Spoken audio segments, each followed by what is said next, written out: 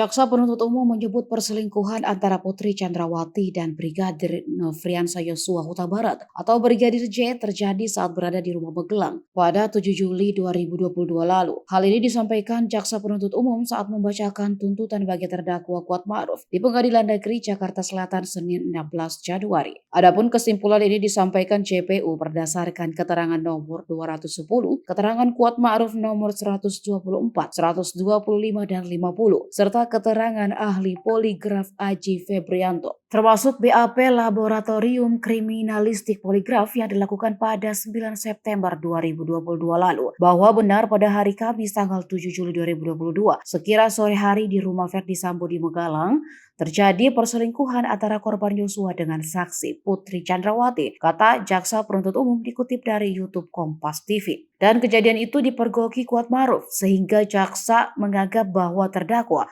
mengetahui Brigadir Yosua keluar dari kamar tidur Putri Chandrawati di lantai 2 rumah Magelang. Hal ini lanjut jaksa membuat adanya keributan antara Kuat Ma'ruf dan Brigadir Yosua, sehingga terdakwa pun mengejar Yosua menggunakan sebuah pisau dapur. Ditambah keterangan Barada Eliezer dan asisten rumah tangga Sambo Susi, mereka kompak menyatakan tidak tahu ada pelecehan seksual di Magelang. JPU juga menyinggung keterangan Putri yang tidak mandi atau tidak ganti pakaian setelah mengklaim ada pelecehan seksual. Putri juga sama sekali tidak memeriksakan diri usai dilecehkan. Selain itu, Putri berinisiatif memanggil Brigadir Yosua dan berdialog sekitar 10 hingga 15 menit usai dugaan pelecehan terjadi.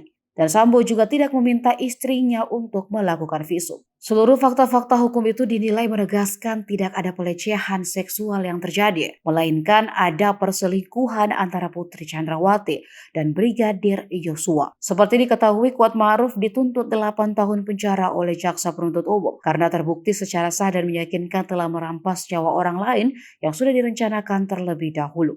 Kemudian dikaitkan dengan keterangan saksi Putri Chandrawati yang tidak mandi, membersihkan badan maupun mengganti pakaian setelah adanya dugaan pelecehan seksual, padahal ada saksi Susi sebagai ART perempuan yang dapat membantunya.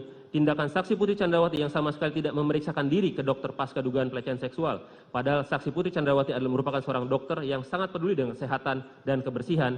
Adanya inisiatif dari saksi Putri Chandrawati yang masih meminta dan bertemu untuk berbicara dengan korban selama 10-15 menit dalam kamar tertutup setelah dugaan pelecehan. Tidak adanya tindakan saksi Verdi Sambo meminta visum padahal saksi Verdi Sambo sudah berpengalaman puluhan tahun sebagai penyidik, dan tindakan saksi Verdi Sambo yang membiarkan saksi Putri Chandrawati dan korban berada dalam satu rombongan dan satu mobil yang sama untuk isoman di Duren 3, serta keterangan terdakwa Kuat Ma'ruf terkait duri dalam rumah tangga, sehingga dapat disimpulkan tidak terjadi pelecehan pada tanggal 7 Juli 2022 di Magelang, melainkan perselingkuhan antara saksi Putri Chandrawati dan korban Nofriansah Yosua Huta Barat.